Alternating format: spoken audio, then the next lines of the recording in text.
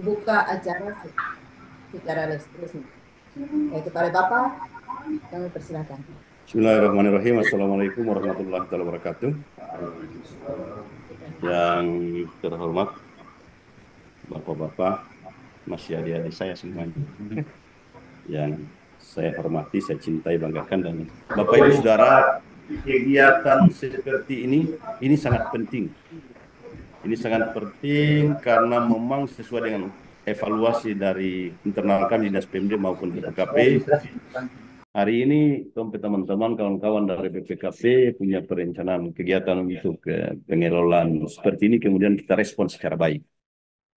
Harapannya dari kami Dinas PMD, apa yang kemudian yang disampaikan ini kemudian ditelah, disimak, dianalisis, disimpan baik-baik, kemudian bawa sebagai bekal ke kantor masing-masing. Oke, mungkin itu yang dapat saya sampaikan kepada kita semua. Dan sebelum saya mengakhiri sambutan atau kata-kata ini, nama pemerintah daerah, saya membuka acara tata kelola aset, menyatakan dibuka dan resmi. Mungkin itu yang dapat saya sampaikan. Akhirul kalam, wabillahi taufiq wal hidayah. Wassalamualaikum warahmatullahi wabarakatuh. Saya kembalikan kepada pembawa acara. Ya, terima kasih. Jadi kita sudah tidak perlu istirahat lagi, kita langsung lanjut ke narasumber. Silakan Pak, waktu dan tempat kami persilakan. Oke, terima kasih. Assalamualaikum warahmatullahi wabarakatuh. Selamat pagi dan salam sejahtera bagi kita semua. Yang terhormat Pak Sekretaris Desa, Sekretaris DPMD, Pak Ibu Kabid, Bapak Ibu-ibu dari desa, eh, kami dari BPKP akan melaksanakan sharing session lah. Kita intinya kan jatuhnya kan sharing session belajar bersama Bapak Ibu terkait dengan pengelolaan aset desa. Nah, perkenalan dulu Bapak Ibu, saya Igor, saya ketua tim di sini dari BPKP. Di sini ada teman saya Pak Hafiz dan Pak Dimas. Nah, untuk materi pertama ini langsung saja ya Pak Dimas ya, Pak Hafiz ya, akan dibawakan oleh Pak Hafiz. Untuk Pak Hafiz kami persilakan. Selamat pagi Bapak Ibu semua.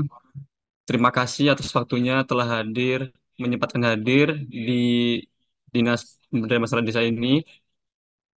Seperti yang telah disampaikan oleh Pak Sek dan Pak Igor, pada hari ini kita akan mereview kembali terkait pengelolaan aset desa.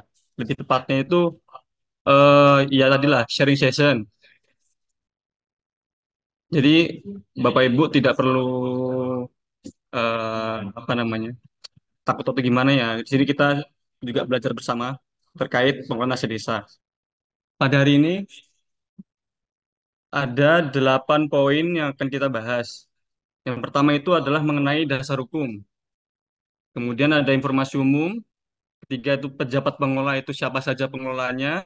Keempat itu tanggung jawab dan wewenang. Kelima adalah ketentuan umum pengelolaan. Yang keenam adalah kegiatan pengelolaan aset. Ketujuh pembinaan dan pengawasan. Dan yang terakhir adalah isu yang ada di desa di Halmahera Tengah.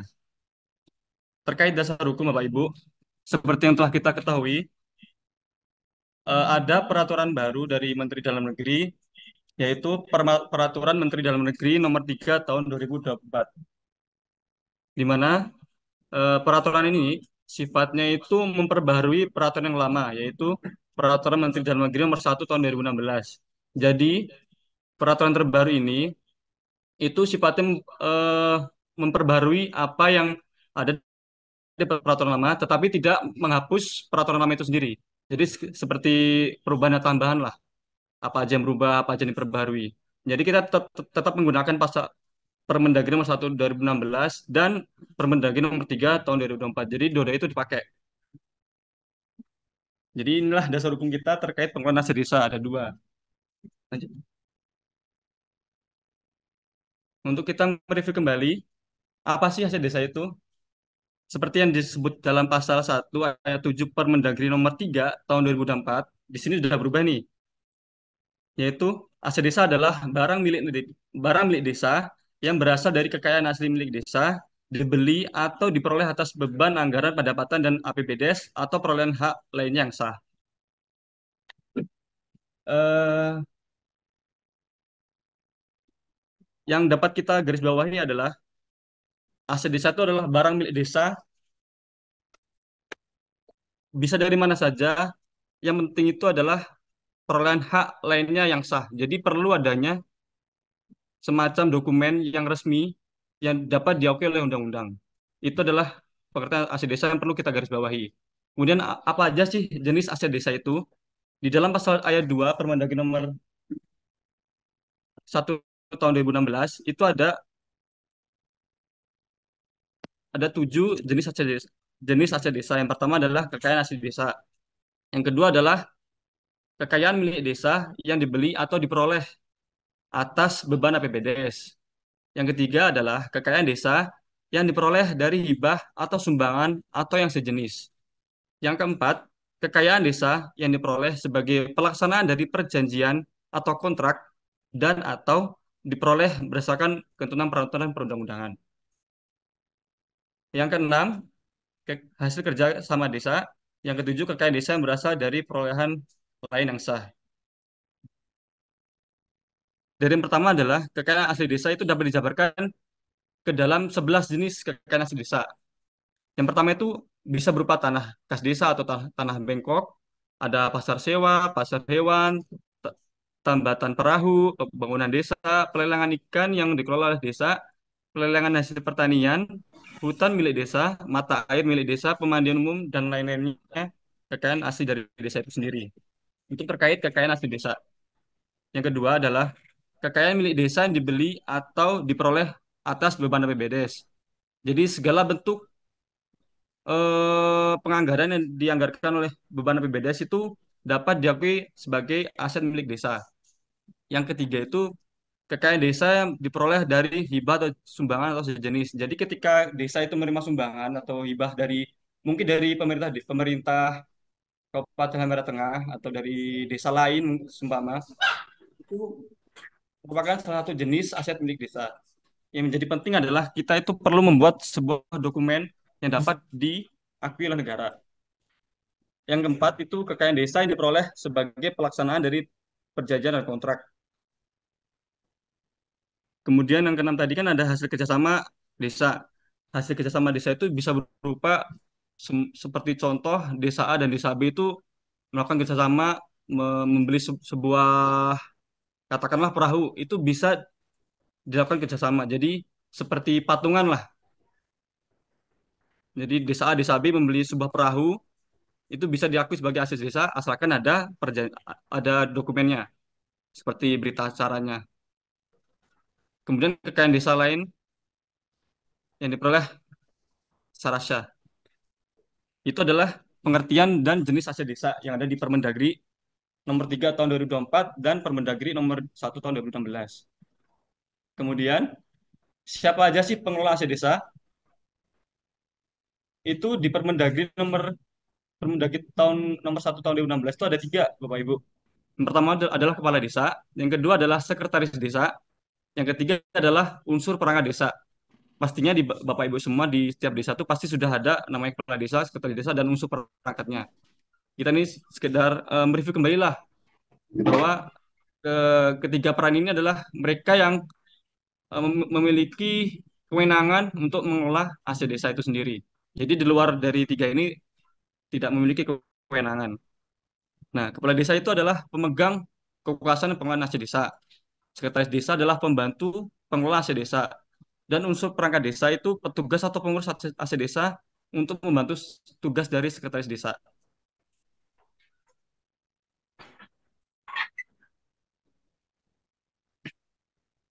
Berikutnya adalah kewenangan dan tanggung jawab dari pengelola aset desa. Yang pertama adalah kepala desa.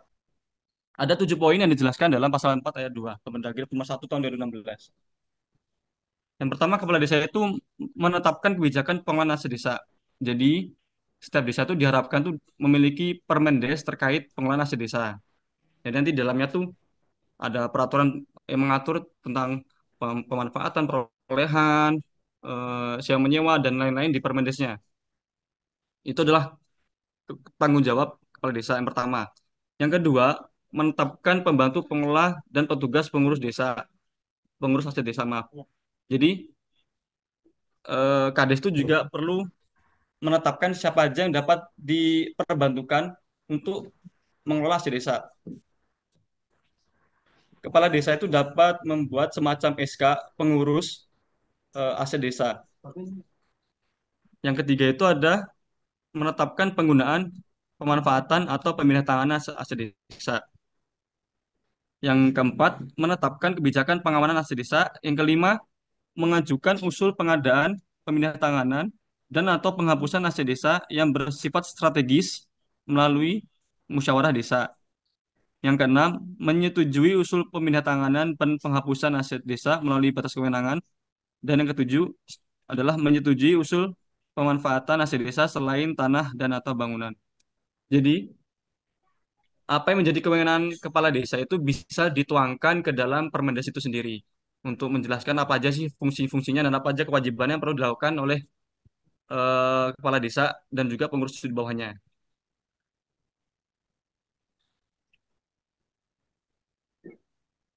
Kewenangan dan tanggung jawab yang kedua ya adalah sekretaris desa. Jadi sekretaris desa itu memiliki 5 wewenang dan tanggung jawab. Yang pertama itu meneliti rencana kebutuhan aset desa. Yang kedua meneliti rencana kebutuhan pemeliharaan aset desa. Yang ketiga mengatur pengguna, pemanfaat, penghapusan, dan pemindahan tanganan aset desa yang telah disetujui oleh kepala desa. Yang keempat, melakukan koordinasi dalam pelaksanaan inventarisasi aset desa. Dan yang kelima, melakukan pengawasan dan pengendalian atas pengelolaan aset desa. Jadi intinya sekitar desa itu fungsinya sebagai support, support di kepala desa terhadap pengelolaan aset desa. Kemudian wewenang dan tanggung jawab yang terakhir dari unsur perangkat desa atau petugas pengurus aset desa. Itu ada 5 juga Bapak Ibu. Yang pertama adalah mengajukan rencana kebutuhan aset desa. Yang kedua, mengajukan permohonan penetapan penggunaan aset desa. Yang ketiga, melakukan inventarisasi aset desa. Yang keempat, melakukan pengamanan dan pemeliharaan. Yang kelima, menyusun dan menyampaikan laporan aset desa. Di sini yang perlu kita garis bawahi adalah unsur perangkat desa yang telah dipilih oleh setiap kepala desa itu perlu mengajukan rancangan kebutuhan aset desa, menyusun rencana kebutuhan aset desa seperti dokumen atau list apa aja yang perlu kita ajukan di desa itu, aset apa aja yang perlu kita ajukan. Itu salah satu apa tugas dan wewenangnya dari unsur perangkat desa. Yang kedua itu juga perlu menetapkan penggunanya itu siapa aja.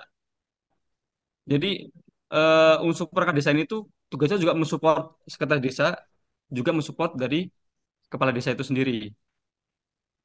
Dan yang ketiga itu yang penting itu juga melakukan inventarisasi. Jadi pastinya nanti di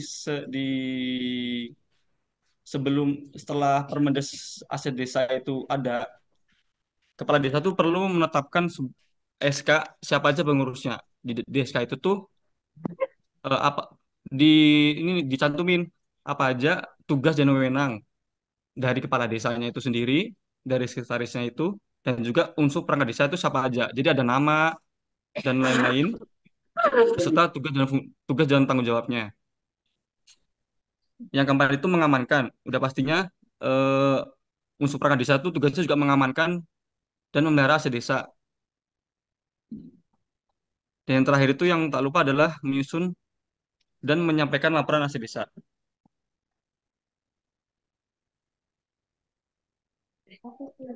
Kemudian terkait ketentuan umum pengelolaan aset desa.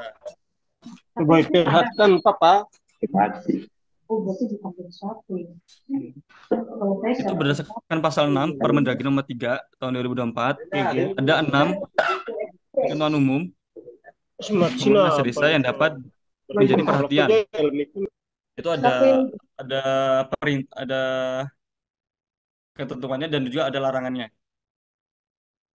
Jadi ketentuan yang pertama itu aset desa itu yang berupa tanah tuh perlu dilakukan di, diberikan sertifikat.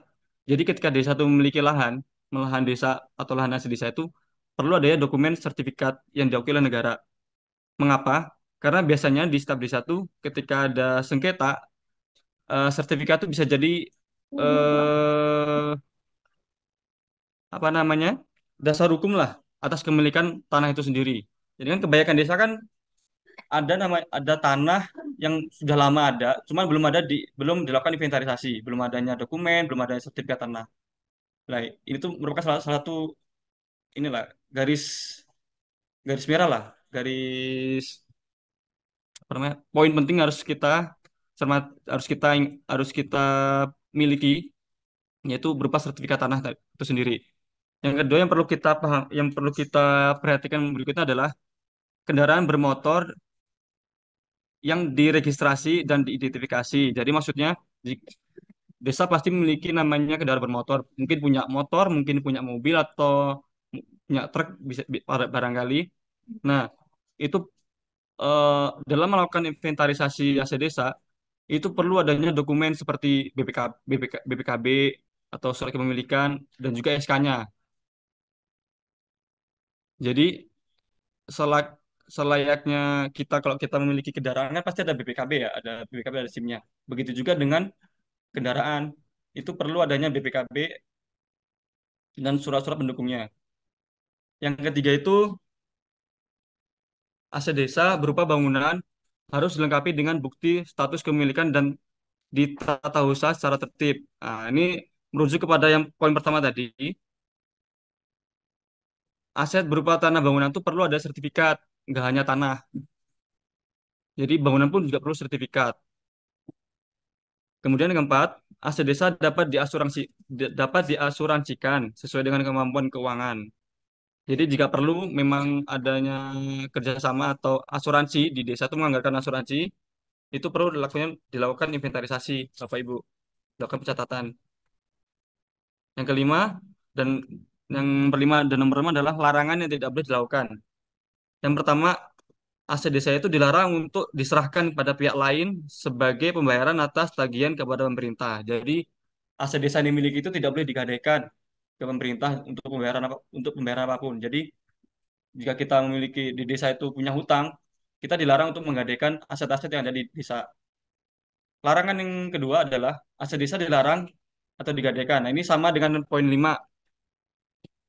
Aset desa itu dilarang untuk digadaikan.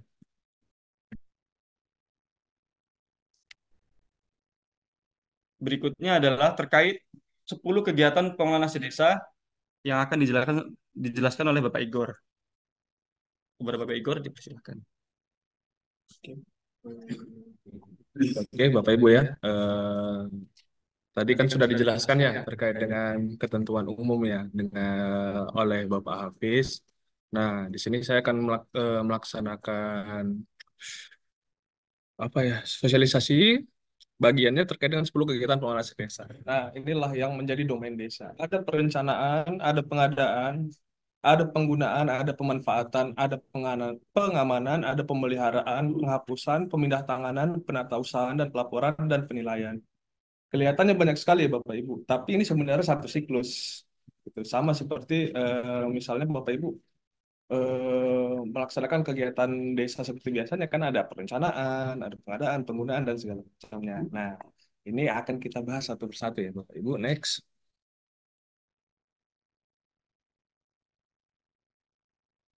Oke.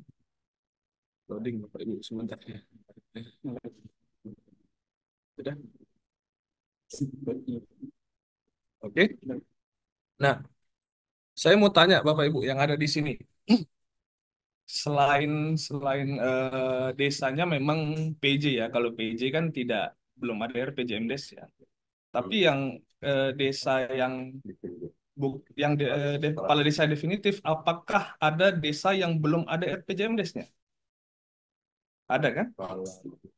Nah, oke. Perencanaan kebutuhan aset desa itu harus dituangkan dalam RPJMdes dan RKPD. Bapak Ibu. Nah, Kenapa di dalam RPJMDes itu penting? RPJMDes kan 6 tahun, tapi nggak tahu sekarang baru berapa tahun? 8 tahun ya Bu, Ibu ya?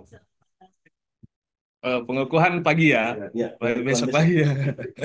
Ya, nah, kan RP yang baru kan 8 tahun. Nah, RPJMDes itu selain memuat kegiatan-kegiatan desa, di dalamnya tercantum juga perencanaan kita selama 8 tahun terkait dengan aset desa.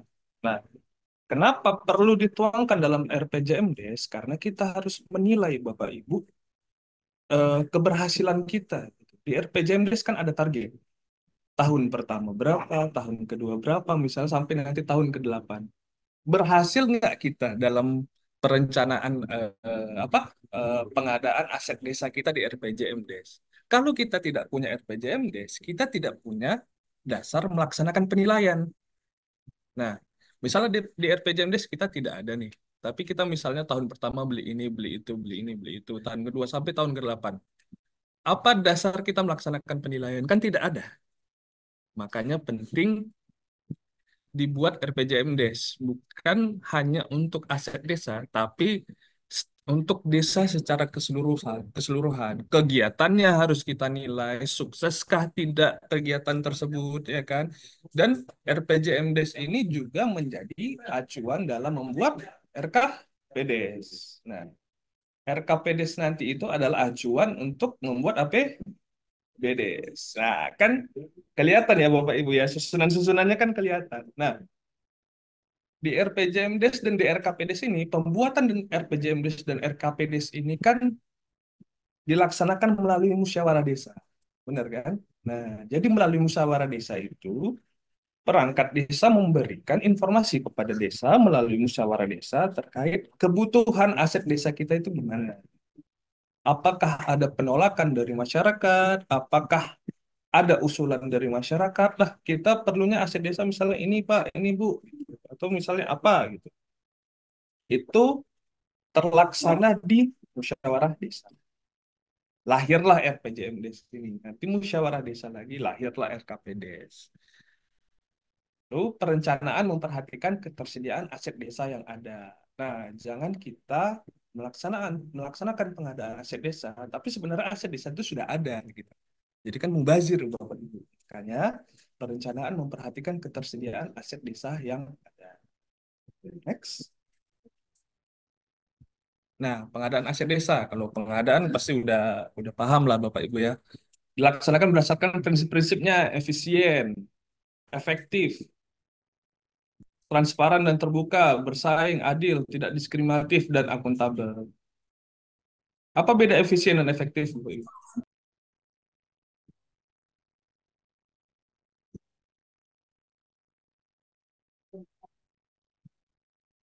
Efisien itu berhubungan dengan sumber daya yang akan digunakan. Makanya kan kita harus melaksanakan kegiatan seefisien mungkin. Tenaganya jangan boros, uangnya jangan boros, SDM yang digunakan jangan boros, itu efisien. Kalau efektif, tujuannya tercapai. Nah, itu bedanya efisien dan efektif. Transparan dan terbuka, bersaing, adil, tidak diskriminatif, dan akuntabel. Dilaksanakan sesuai dengan ketentuan pengadaan barang dan jasa. Nah, ini kan sebetulnya kan sudah dilaksanakan Bapak Ibu ya, terkait dengan pengadaan kan sudah biasa lah gitu. Oke, next. Lah, ini lalu ada penggunaan aset desa. Nah, ini yang menjadi salah satu yang menjadi concern kita Bapak Ibu. Banyak kasus ya Bapak Ibu ya, di mana ketika pergantian kepala desa misalnya. Nah, aset desanya masih dibawa oleh pengurus desa yang lama. Kan banyak kejadian seperti itu kan. Nah, ketika kita kita cari tahu nih, kita tanya, ternyata tidak pernah dilakukan pencatatan gitu. Nah, harusnya ketika aset desa itu digunakan, ditetapkan statusnya. Makanya nih, penggunaan aset desa ditetapkan dalam rangka mendukung penyelenggaraan pemerintah desa. Status penggunaan aset desa ditetapkan setiap tahun dengan keputusan kepala desa. Harus ada keputusan kepala desanya. Misalnya, kendaraan bermotor digunakan oleh A. Nama kendaraan bermotornya apa? Jenisnya apa? Kode barangnya apa? Apakah sudah pernah dilaksanakan kodifikasi barang belum di desa? Belum ya? Belum. Nah, merek, tipe, tahun perolehan, nomor identitas, nilai perolehan, keterangan. Nah, di keterangan ini baru dicatatkan status penggunaannya itu apa. Misalnya digunakan oleh perangkat desa A, digunakan oleh perangkat desa B. Supaya kita bisa gampang men-tracer, Bapak Ibu. Nah, untuk pengisian ini perlu yang namanya berita acara penggunaan aset desa. Kenapa perlu berita acara penggunaan aset desa, Bapak Ibu? Supaya kita bisa yang namanya ada transfer lah, misalnya ada pemindahan lah penggunaan. Misalnya dari yang punya desa, oh ini untuk digunakan saja ya, skupnya akan jelas Bapak Ibu. Bukan untuk dimiliki oleh misalnya perangkat desa A, B, atau C gitu. Jadi perlu namanya berita acara supaya apa? Hak dan kewajibannya itu ada gitu, tercatat gitu. Sehingga tanggung jawabnya itu selama penggunaan aset desa itu jelas gitu, punya siapa. Dan eh, keberadaannya ini juga jelas gitu. Misalnya yang ditanya ada pemeriksaan, Pak, motor ini di mana sekarang? Oh, digunakan oleh perangkat desa A. Apa buktinya? Apakah ada berita acaranya? Tidak ada. Itu yang menjadi masalah. Oke, kalau misalnya motornya ada. Kalau misalnya motornya tidak ada, bagaimana? Kan sulit. Tanggung jawabnya menjadi apa? Tanggung jawab desa kan? Kalau misalnya ada berita acara, tanggung jawabnya itu menjadi tanggung jawab yang meminjam atau yang menggunakan. Nah, ketika sudah ada berita acaranya, kita enak nih. Oh, ini Pak, ada berita acaranya. Tapi aset desanya nih di disalahgunakan lah misalnya. Berarti kan yang dikejar kan bukan Bapak Ibu sebagai perangkat desa kan, tapi yang menggunakan aset desanya. Itu mengapa saya tekankan waktu juga saya evaluasi itu, mengapa perlu ada berita acara, setiap apapun perlu berita acara supaya ya memang secara secara kita berpikir kan pasti ribet lah, terlalu rumit lah apa-apa bikin berita acara. Tapi misalnya Bapak Ibu apa ya merenungkan ulang itu juga untuk mengamankan Bapak Ibu sendiri gitu. Tapi kalau kami jujur sebenarnya kalau kami yang melakukan pemeriksaan kalau nggak ada berita acara ya lebih senang kami laporan kami tebal kan Bapak Ibu dan melindungi kami juga nih lah. Ini banyak nih masalah. Tapi kalau misalnya Bapak Ibu telah tertib melaksanakan pencatatan aset desa, kami juga senang gitu. Nah, ternyata tertib nih. Jadi kita bisa fokus ke hal yang lebih lebih lagi daripada cuma kenapa aset desanya tidak dicatat gitu. Nah, sekali lagi ini untuk melindungi pemerintah desa. Oke, next itu penggunaan aset desa. Nah, aset desa ini bisa dimanfaatkan Bapak Ibu. Pemanfaatan aset desa dapat dilaksanakan sepanjang tidak dipergunakan langsung untuk menunjang penyelenggaraan pemerintah desa. Maksudnya gimana? Aset desanya ini nggak langsung, maksudnya kita tidak sedang menggunakan gitu. Misalnya eh, ada tanah atau ada bangunan, kita tidak sedang menggunakan itu. Daripada nganggur, kita lakukan yang namanya pemanfaatan aset desa seperti itu. Tapi kalau misalnya aset desa itu dipergunakan langsung untuk menunjang penyelenggaraan pemerintah desa, ya jangan gitu kan. Yang penting aset desa itu sedang sedang tidak diapa-apain lah, maksudnya sedang tidak digunakan gitu. Itu yang namanya pemanfaatan itu dapat dilaksanakan sepanjang tidak dipergunakan langsung untuk menunjang penyelenggaraan pemerintah desa. Bentuk pemanfaatan aset desa berupa sewa, pinjam pakai, kerjasama pemanfaatan, bangun guna sera atau bangun serah guna. Pemanfaatan ditetapkan dalam peraturan desa. Nah, next. Nah, ini sewa, Bapak Ibu. Tidak merubah status kepemilikan aset desa. Ya jelas loh, sewa kan misalnya jangankan aset desa lah, kalau kita misalnya punya kos-kosan atau punya rumah kan tidak kita sewakan kan tidak merubah status kepemilikan aset kita kan. Sama seperti desa juga tidak merubah status kepemilikan aset desa. Jangka waktu paling lama 3 tahun, Bapak Ibu, dan dapat diperpanjang. Nah, kenapa harus ada paling lama? Kita mau melaksanakan yang namanya evaluasi. Eh, Aset desa yang disewakan ini benar statusnya ini bagaimana? Apakah masih baik atau tidak gitu. Nah, yang melakukan penyewa ini merawat aset desanya atau atau tidak gitu. Dan eh, kira-kira kira-kira eh, apa namanya tuh biaya sewanya sudah tepat atau belum. Makanya harus ada jangka waktunya dan bisa diperpanjang gitu. Jadi 3 tahun bukan berarti berhenti gitu, bisa diperpanjang. Kita buat yang namanya perjanjian baru. Perjanjian baru isinya apa, Bapak Ibu? Ini perjanjian lama dan perjanjian baru sama lah pokoknya. Saya perjanjian isinya adalah para pihak yang terikat. Para pihak berarti kan subjeknya. Ada pihak pertama dan pihak kedua gitu. Ada orang yang punya aset, ada orang yang mau meminjam aset, ya atau mau menyewa aset gitu. Yang kedua objeknya apa? Itu objek perjanjian sewa. Yang ketiga jenis, jenisnya apa? Misal objeknya apa? Tanah. Dia mau nyewa tanah atau bangunan. Jenis bangunannya, luasnya. Bentar ya Bapak Ibu ya.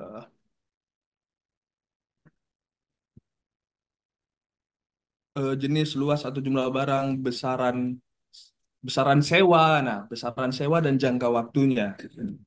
Tanggung jawab penyewa atas biaya operasional dan pemeliharaan selama jangka waktu sewa. Jadi, sewaktu-waktu misalnya dalam jangka waktu sewa itu rusak, itu tanggung jawab penyewa, bukan tanggung jawab yang memiliki aset gitu, tapi tanggung jawab penyewa.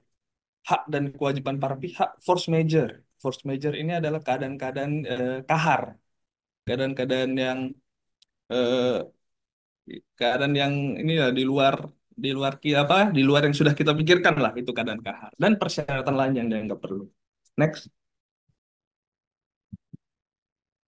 Nah, ini contoh surat perjanjian sewa tanah dan bangunannya Bapak Ibu. Jadi pada hari ini tanggal bulan tahun ada pihak pertama itu adalah kita yang sebagai pemerintah desa atau yang mempunyai aset desa. Pihak kedua adalah orang yang mau menyewa aset kita. Nama, pekerjaan, alamat, nomor KTP. Nah, pihak pertama adalah yang paling berhak penuh dan pemilik sah sebidang tanah atau bangunan. Nah, ya kan? Nah, ini kan ketentuan-ketentuannya, jangka waktunya, nah, terus harga sewanya. Jadi seperti itulah harus dibuatkan surat perjanjian Bapak Ibu. Karena balik lagi untuk melindungi pemerintah desa dan untuk melindungi aset desa kita gitu. Jadi perlu dibuat batasan-batasan tanggung jawab, aturan mainnya itu untuk pemanfaatan aset desa berupa sewa. Nah, ada beberapa kasus ini terkait dengan sewa.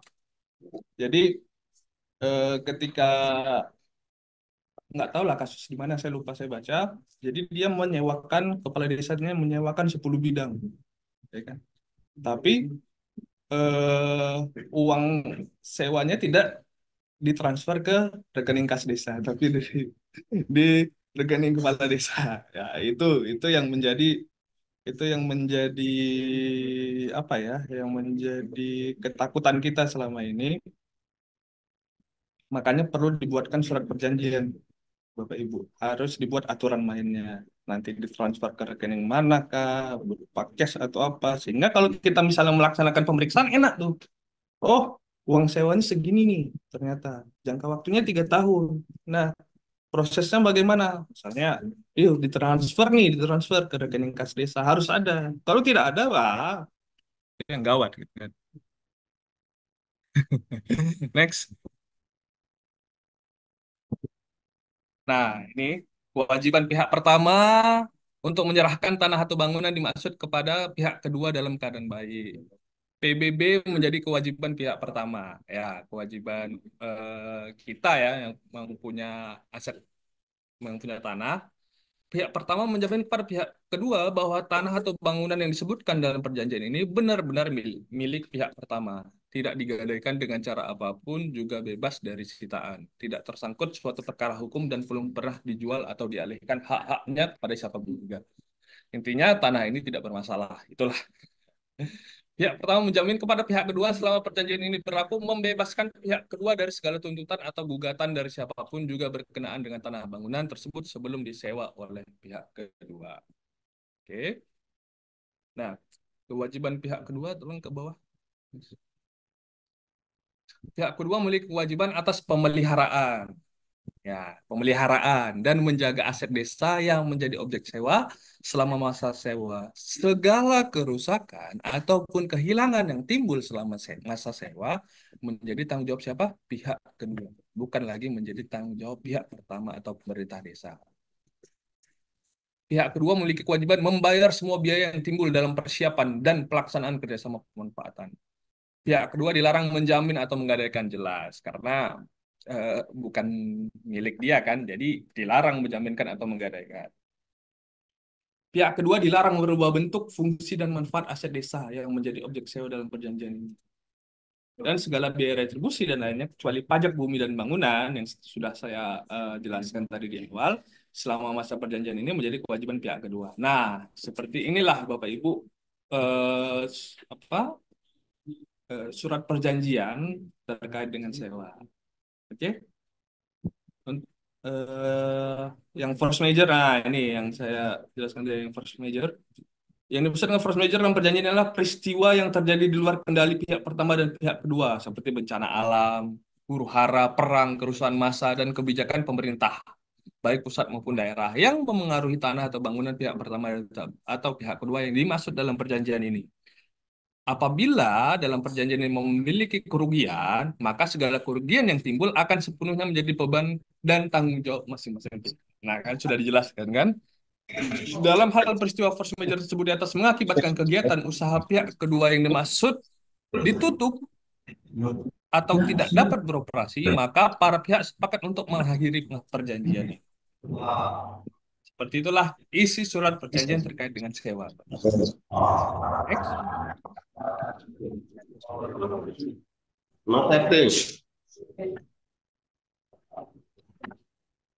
Nah, setelah ada sewa, ada pinjam pakai.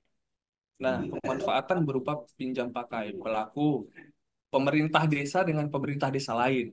Jadi pemerintah desa lain ini mau minjem nih.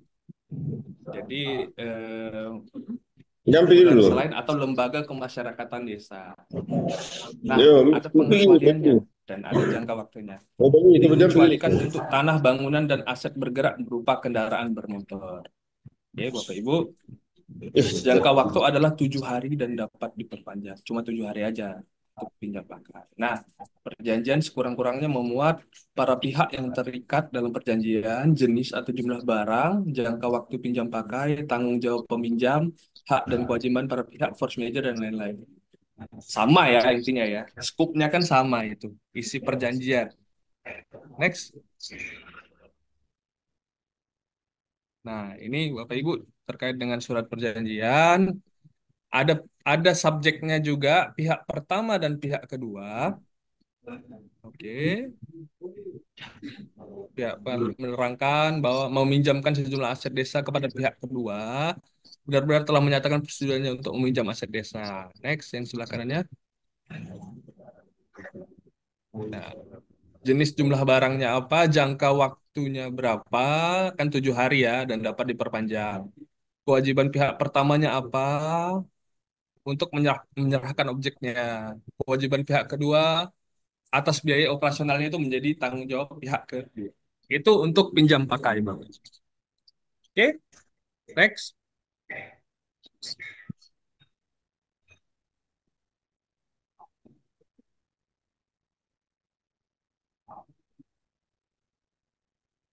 Oke, ini kerjasama pemanfaatan, Bapak Ibu, KSP. Banyak ya Bapak Ibu ya. Tadi pertama apa? Sewa ya. Yang kedua pinjam pakai. Yang ketiga ini pemanfaatan aset desa berupa kerjasama pemanfaatan. Nah, ketentuan tidak tersedia atau tidak cukup tersedia dana dalam APB desa untuk memenuhi biaya operasional pemeliharaan perbaikan terhadap aset desa tersebut. Misalnya ada gedung atau tanah atau gedung lah. Kita nggak punya biaya operasional nih untuk pemeliharaan, perbaikan, dan segala macam. Makanya kita kerjasama pemanfaatan dengan pihak lain. Pihak lain dilarang menjaminkan atau menggadaikan aset tersebut. Nah, kewajiban pihak lain apa? Membayar kontribusi setiap tahun selama jangka waktu pengoperasian yang telah ditetapkan dan pembagian keuntungan hasil kerjasama pemanfaatan melalui rekening kas desa.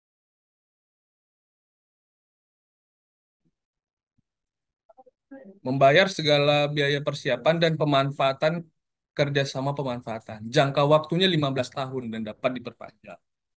Oke. Isi perjanjiannya apa?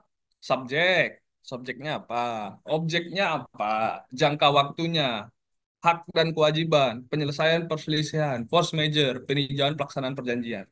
Intinya hampir sama kan Bapak Ibu, Andre. Sewa, terus dengan pinjam pakai dan kerjasama pemanfaatan perjanjiannya, isi perjanjiannya itu rata-rata sama. Cuma yang dibedakan adalah jangka waktunya atau objek yang diserahkan untuk dimanfaatkan itu yang dibedakan itu, Bapak Ibu. Next. Nah, ini surat perjanjian kerjasama pemanfaatan. Sama, Bapak Ibu, ada pihak pertama memanfaatkan memiliki apa. Nah, pihak kedua ini mau minjam, mau memanfaatkan apa, jangka waktunya apa, tata cara pembayarannya bagaimana. Tahun pertama misalnya berapa, tahun kedua, tahun ketiga gitu ya, Bapak Ibu ya. Kewajiban pihak kedua berakhirnya pinjam perjanjian dan force majeure-nya. Oke? Jadi intinya hampir sama Bapak Ibu untuk terkait dengan apa tuh? Terkait dengan kerjasama pemanfaatan.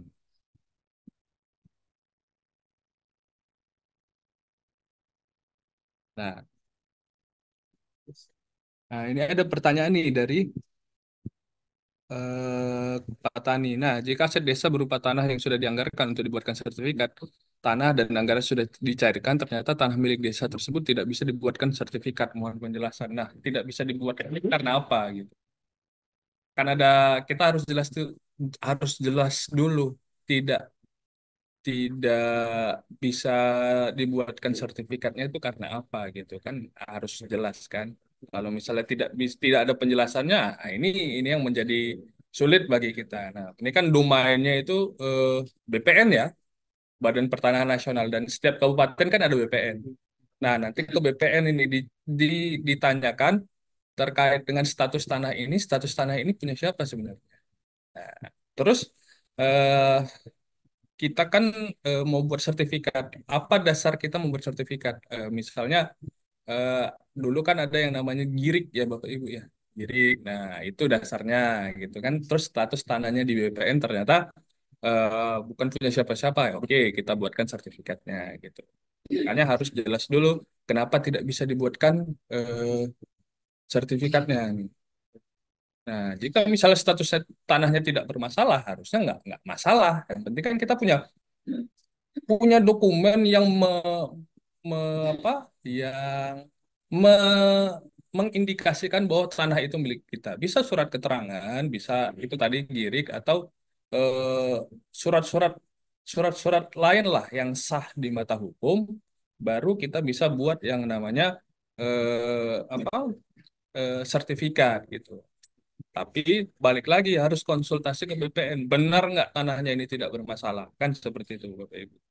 Dan BPN itu seperti yang saya bilang tadi kan ada di setiap kabupaten kota ya, Badan Pertanahan Nasional ya. Kantah, Kantah kan ada ya, kantor pertanahan gitu. Itu harus ditanyakan dulu Bapak Ibu.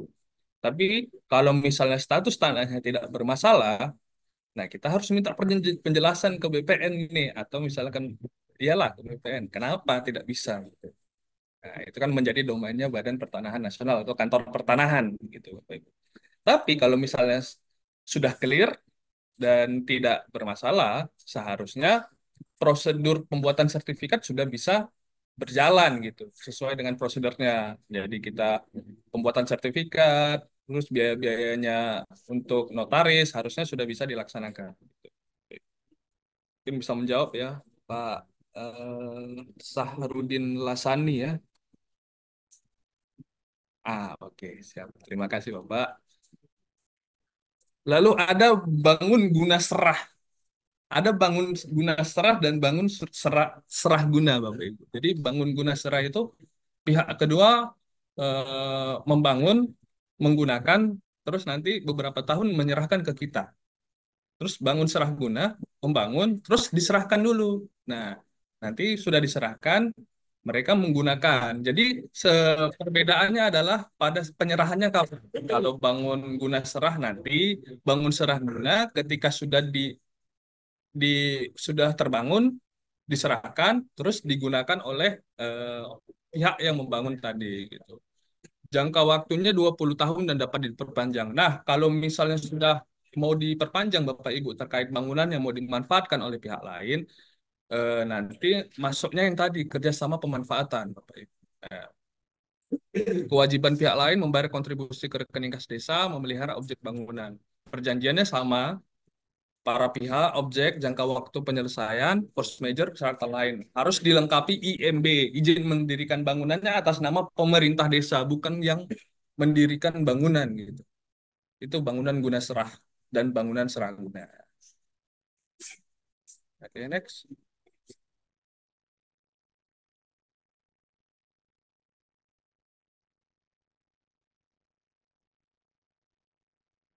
Nah, ini ada pertanyaan lagi. Mau tanya, apakah aset desa bergerak dan tidak bergerak harus dicatat semua di buku aset desa? Contohnya bangunan yang dibangun menggunakan dana desa atau alokasi dana desa, tapi sudah diberikan kepada masyarakat. Contohnya MCK atau rumah layak huni itu juga masuk aset desa ya. Makanya saya bilang tadi di awal harus ada berita acara penyerahannya, Bapak Ibu. Ya kan? Kalau sudah ada berita acara penyerahan, misalnya eh, kita bangun MCK diserahkan kepada masyarakat, ya, otomatis bukan milik kita lagi dong. Tapi harus ada berita acara penyerahannya ke masyarakat, gitu.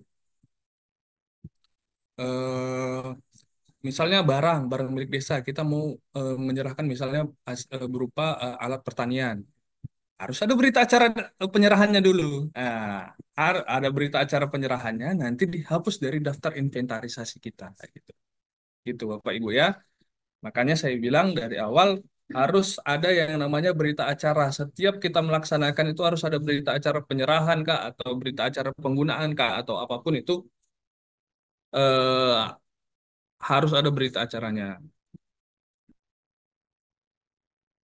Nah, jika misalnya desa memiliki aset di wilayah lain, apakah dapat dimungkinkan? Ya mungkin saja, gitu Bapak Ibu ya.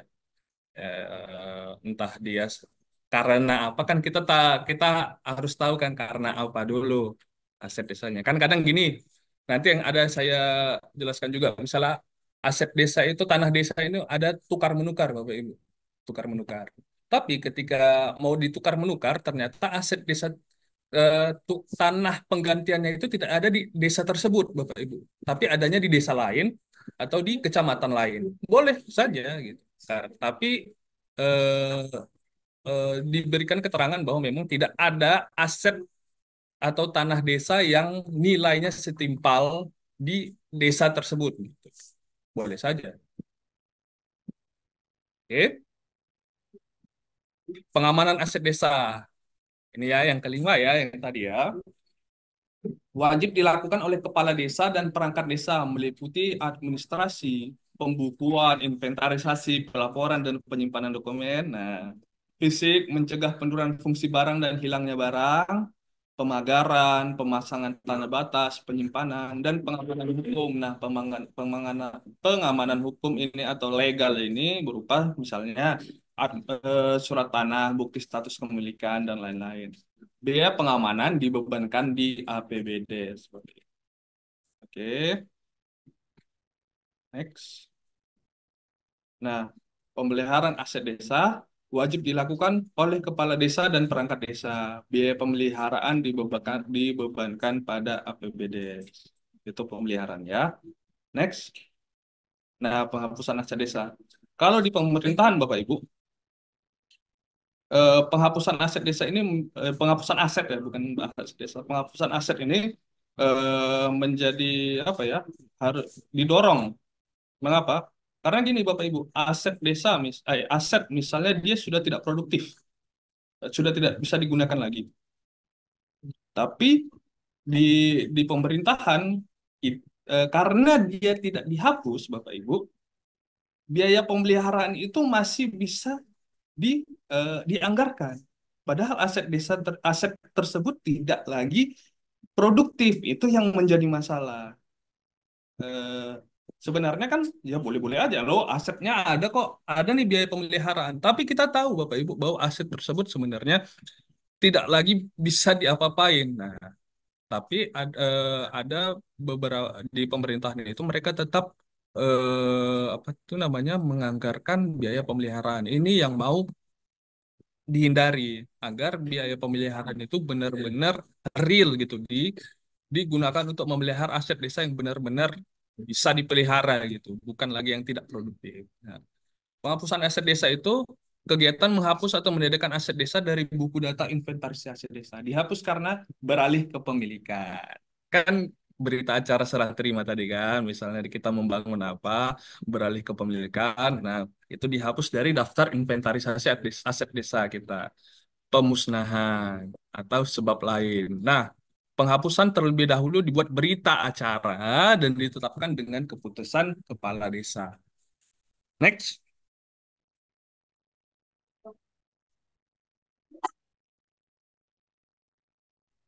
Beralih kepemilikan yaitu pemindah tanganan ke pihak lain.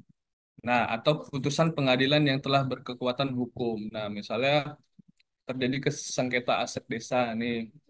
Nah, ternyata sudah diketok palu oleh pengadilan, sudah inkrah statusnya bahwa bukan lagi milik desa tersebut, misalnya. Terjadi sengketa bukan menjadi milik desa. Kita kalah lah misalnya.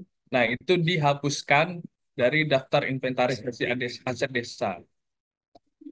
Pemusnahan. Pemusnahan ini untuk aset desa yang tidak dapat dimanfaatkan atau tidak memiliki nilai ekonomis. Nah, pemusnahan perlu dibuatkan berita acara sebagai dasar penetapan keputusan Kades tentang pemusnahan. Nah, jadi sebelum kita hapuskan Bapak Ibu, kita musnahkan dulu. Nah, dimusnahkan itu untuk aset-aset yang tidak dapat dimanfaatkan atau tidak memiliki nilai ekonomis gitu. Tapi waktu dimusnahkan itu perlu dibuat berita acara pemusnahan. Nah, berita acara inilah yang akan menjadi dasar kita untuk menghapus aset desa tersebut dari daftar inventarisasi aset desa. Sebab lain, antara lain hilang, kecurian, terbakar. Nah, itulah ya. Kalau misalnya tidak bisa di-tracer lagi, ya udah hapuskan aja, Ibu, daripada kita tetap masukkan. Tapi apa? Tetap kita tetap tetap masukkan, tetapi statusnya itu tidak ada gitu. Nanti kita yang dikejar-kejar, Bapak Ibu. Nah, mana ini, mana ini. Tapi tetap untuk penghapusan itu harus ada dasarnya. Misalnya hilang atau kecurian, harus ada surat keterangan hilangnya, gitu ya. Nah, terbakar kan harus ada berita acaranya bahwa memang menerangkan bahwa aset desa tersebut terjadi kebakaran sehingga tidak ada lagi fisiknya di muka bumi ini, gitu. Oke. Penghapusan karena beralih kepemilikan atas aset desa yang bersifat strategis, aset desa yang bersifat strategis tadi yang sudah dijelaskan oleh Pak Hafiz tadi, tanah desa, pasar desa, gitu ya. Terlebih dahulu dibuatkan berita acara dan ditetapkan dengan keputusan kepala desa setelah mendapatkan persetujuan bupati atau wali kota. Aset milik desa yang desanya dihapus sebagai dampak pembangunan seperti waduk, uang penggantiannya diserahkan kepada pemerintah kabupaten sebagai pendapatan daerah. Aset milik desa yang digabung sebagai dampak pembangunan seperti waduk, uang penggantinya menjadi milik desa. Aset milik desa yang desanya dihapus dan atau digabung dalam rangka penataan desa, aset desanya yang dihapus menjadi milik desa yang digabung gitu. Next.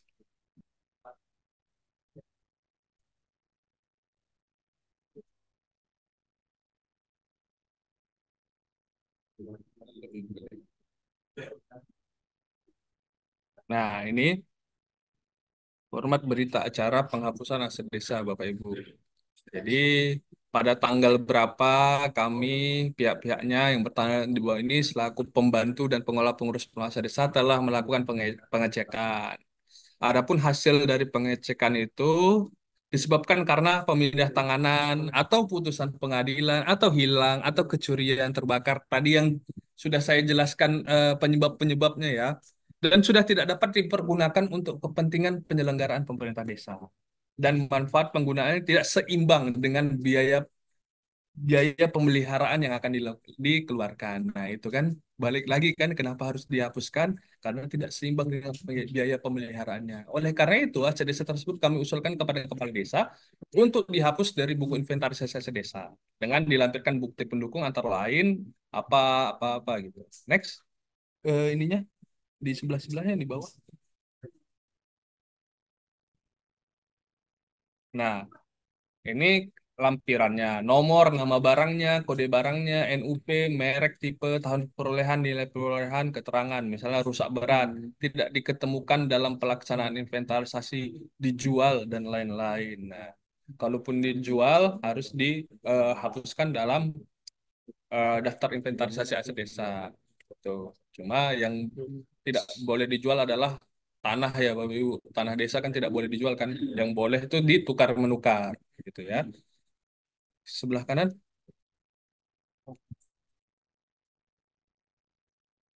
Oh, setelah ada berita acara pengusulan penghapusan aset desa, nanti eh, dibuatkan keputusan kepala desa tentang penghapusan aset desa. Oke,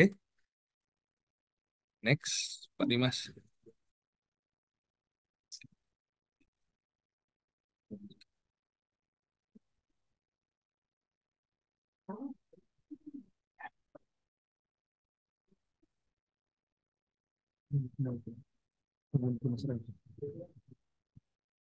Nah, izin izin tanya Pak, misalnya tanah milik desa tapi yang membangun berbentuk bangunan. Setelah itu pihak kedua pindah tempat, apakah bangunan itu harus dibongkar oleh pihak kedua atau diserahkan ke desa tersebut? Nah, ini kan bangunan serah guna dan bangunan guna serah gitu Bapak Ibu. Ini kan tanahnya kan milik desa ya kan, tanahnya milik desa tapi dibangun oleh pihak kedua misalnya. Misalnya pihak kedua itu pindah tempat, kan berita kan surat perjanjiannya kan sudah jelas bahwa eh, bangunan itu akan diserahkan kepada kita. Jadi tidak tidak perlu yang namanya dibongkar Bapak Ibu.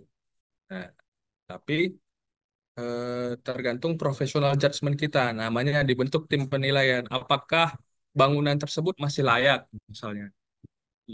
Lebih bagus mana eh, kita melaksanakan pemugaran atau rehabilitasi bangunan atau kita bangun baru?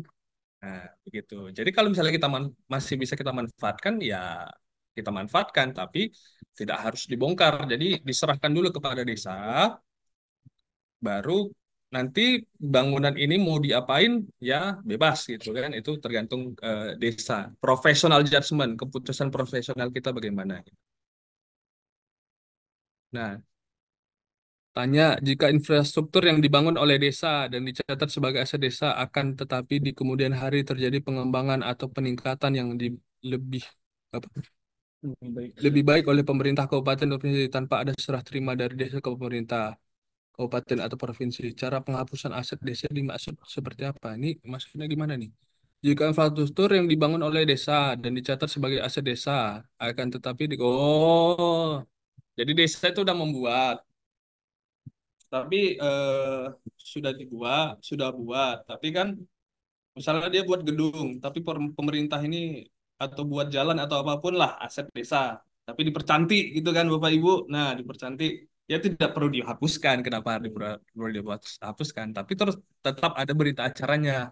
Apa sih yang ditambahkan gitu Bapak Ibu dalam misalnya gedung dan bangunannya apa yang ditambahkan, harus ada berita acara, tidak dihapuskan gitu Bapak Ibu. Ini banyak pertanyaan dari ini ya, dari meeting chat. Atau Bapak Ibu yang di sini mau chat? Ya, oke, oke, oke. Ya, Ada? mungkin saya langsung saja. Oke. Terima kasih, Pak Iqbal. Ah, Ini saya menanyakan apakah dalam sistem pencatatan itu apakah aset yang menghasilkan income dipisahkan dengan aset yang misalnya jalan atau saluran itu apakah dipisahkan atau digabung menjadi satu? Oh, Misalnya ada aset yang kan ada aset yang bisa disewakan atau sebagainya. Apakah dalam sistem pelaporannya itu digabungkan daftar inventarisnya atau bagaimana? nah ini Yang daftar. pertama. Yang kedua, Ah, saya contohkan di desa saya itu kan ada aset desa yang dari bulan desa. iya. Di situ kan kami taruh di pustu nih untuk operasional maupun biaya supirnya itu untuk di sekitar berbeda itu kan kurang masukkan dalam pemilihan di RPDS itu apa kan ada usulan yang kemarin waktu mustis itu ada usulan yang eh, ada usulan dari BPD mungkin ini untuk dialihkan ke BUMDes. Nah, di situ kan saya tidak mau. Saya tidak mau ambulan untuk kepentingan masyarakat dijadikan sebagai subjek objek untuk meraih keuntungan. Di situ saya masukkan apa biaya personal itu kayak BPDS itu jadi masyarakat gratis untuk ke beda dan puskesmas beda maupun rumah sakit itu gratis tidak dibayar. Itu kira-kira bagaimana? Oke, Makasih. oke. Daftar inventarisasi aset desa itu di Permendagri nomor 3 tahun 2024 ada kodifikasinya, Pak. Nah, jadi digabung saja. Nanti kan kodenya tanah kas desa, ya kan. Terus misalnya alat bengkel, alat kendaraan bermesin atau alat pengolahan itu digabung saja. Tapi tetap dikelompokkan. Misalnya tanah desa kita punya berapa dikelompokkan misalnya di atas, di bawahnya kendaraan bermotor apa segala macam. Terus yang kedua tadi apa Pak? Yang ambulans ya. Nah, ambulans itu ya betul biaya pemeliharaan atau biaya operasional tetap kita dari desa, ya kan? Biarpun kita kita misalnya ya digunakan lah, makanya kan harus ada status penggunaannya tadi digunakan oleh siapa. Nah, tapi digunakan oleh siapa? Kalau misalnya karena tujuannya adalah untuk kepentingan masyarakat, biaya operasionalnya tetap dari APBD, itu nggak masalah. Cuma kan kalau misalnya ambulans digunakan oleh Pustu, tetapi kan itu tetap menjadi aset kita, gitu. Ditaruh di situ tapi pengelolaannya desa. Iya, pengelolaan dari desa nggak apa-apa. Nah, yang ini nanti yang terkait dengan BUMDes, memang nanti akan saya jelaskan ada lagi nih. Oke, ada lagi, Pak Wibu? Oke, Pak. Baik, saya lanjut ya. Ya. Kemudian tadi saya ini Ah, pemilihan terkait dengan alat video, nah ya. Surat Supri dan desa ini terserahkan di masyarakat. Apakah itu termasuk dalam aset atau bukan? Serahkan ini. Yang kedua, menyangkut dengan materi yang tadi, kalau bisa nanti di-sharing. ya. Kita bisa memahami. Ya. Aset. Oke. Ini tidak akan Ya. Nah, Pertanyaan kedua itu pasti. iya. Balik lagi Bapak Ibu untuk penyerahan aset desa itu diserahkan untuk apa? Diserahkan untuk dimiliki atau diserahkan misalnya untuk dipinjam pakai saja. Lembaga kemasyarakatan desa kan ada kan, LKD. Nah, kalau misalnya diserahkan untuk dimiliki, berarti sudah tidak menjadi aset desa kita. Dihapuskan dari daftar inventarisasi aset desa. Nah, gitu. Karena kan sudah ada berita acaranya kita menyerahkan nih aset desa nih. Berarti kan bukan punya kita lagi. Apa dasar kita untuk mengatakan bahwa itu punya kita? Padahal kan kita sudah serahkan. Nah, itu berita acaranya harus. Jadi, Pak, kalau orang jual juga terus bisa intervensi ya? Iyalah. Dia menggunakan VPN. Iya, tetap tidak, Pak. Kan sudah kita jual, Pak. Apa? Oh, serahkan ya? Iya. Sudah kita serahkan, harus ada, makanya balik lagi, berita acaranya itu, dia tentang apa, Bapak? Penyerahannya itu untuk dimiliki oleh masyarakat, atau hanya digunakan untuk kepentingan masyarakat? Gitu. Kalau misalnya digunakan untuk kepentingan masyarakat, jalan pun digunakan untuk kepentingan masyarakat, gitu kan? Tapi kan tetap kita bisa, kalau jalan kan kita bisa tetap bangun biaya operasional karena kan digunakan oleh masyarakat, gitu kan? Nah, nah kalau aset desa berupa perahu fiber, kalau misalnya kita serahkan kepada masyarakat, otomatis penggunaan bukan ya, status kepemilikannya diserahkan kepada masyarakat, otomatis tanggung jawab masyarakat. Tapi untuk diserahkan kepada masyarakat hanya untuk misalnya dimanfaatkan oleh, ini pemanfaatan tadi. Nah, itu tergantung nanti perjanjian berita acaranya itu memuat apa, Bapak. Gitu. Jadi, ya. Dari Pak PJ Sawetupo, itu tadi kata kuncinya diisi berita itu. Itu kan yang nelayan yang dapat itu kan sudah kepala desa itu. Itu program desa itu apa? Apakah isi dalam berita acara itu diserahkan untuk dimiliki atau diserahkan untuk dipakai? Untuk kemudian supaya tidak kemudian ini, jangan kemudian ada kesan diserahkan ke sana dengan secara kontrol, tidak bisa. Makanya saya cenderung tidak boleh dimiliki. Walaupun itu hakikatnya kemudian terakhir memiliki, tapi memiliki pada di situ. Sehingga tidak boleh dijual. Betul. Kalau umpamanya ada info, ada dengar rumor, itu tidak perlu ambil kembali. Makanya mau desain di berita acara itu. Nah, tahu kita dimiliki secara langsung itu sekedar tidak masalah. Kan harapan itu kan dong pakai lalu yang tahu miskin tuh kan lagi itu. Jadi kita pakai bahasa yang ini sepatu sama tangga. Jadi di setel berita acara itu tidak boleh untuk dimiliki. Begitu. Walaupun itu kesana dong itu belum pakai. Begitu. Supaya ini masih ada ruang untuk ketika dong salah pada ini tujuan desa itu. Kan semua ini kan dimusyawarahkan itu. Kenapa lahir program itu? Karena itu ada di latar belakang itu. Patung cegah pada orang lain jual-jual yang jual di kampung terus sampai kampung berapa apalagi dulu. Patung cegah itu mau setel di berita acaranya untuk dipinjam pakai atau digunakan. Jadi sekarang kalau itu bukan dong gunakan pun perikanan pun perisamu dan perikalapa mau diambil bang, bilang saya tuh, begitu. Banyak tuh. Bukan perikanan lagi, pun perikalapa dan perisamu dan perikanan dengan apa itu. Nah, ini Pak, mohon maaf saya agak sedikit langsung saya pakai bahasa yang untuk semua stel yang namanya penyerahan bantuan ke itu jangan untuk dimiliki. Ini variasi di bahasa ini coba saja orang bahasa Indonesia atau orang hukum supaya dong stel ada celah untuk mau ambil bang. Supaya kepala desa ada harga diri di situ ke bawah. Kami itu mangai mangkali 1 ekor dan 2 ekor ini kepala desa masih itu. Sama ini politik terhadap. Itu pemerintah itu pakai politik sedikit lagi. Kehidupan ini tidak bisa terlepas dari aspek politik, tapi bukan praktis Pak. Yang politis pada orang lagi. Kadang yang jual politik pada orang di berita acaranya supaya dia tetap walaupun itu tidak tercatat di aset desa berita acara itu.